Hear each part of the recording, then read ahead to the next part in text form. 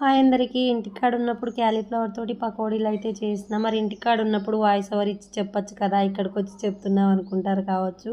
Voice over ఎందుకు చెప్పలేదన్నది ఇప్పుడు చెప్తాను. నేనైతే ఒక వీడియోకి ఇంట్లో వాయిస్ ఓవర్ ఇచ్చుకుంటూ కూర్చున్న. పిల్లల్ని అయితే మా అత్తమ్మ దగ్గరికి తోలిన ఆడుకుంటారని.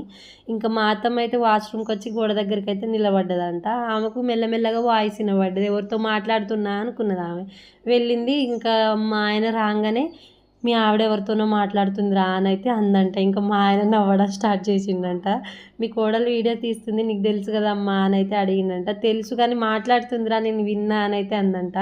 కాదమ్మా వీడియోస్ తీసుకొని వాయిస్ ఓవర్ చెప్తుంది మీ కోడలు అని అయితే అంటే మా అత్తమ్మ నవ్వడం స్టార్ట్ చేసిందంట.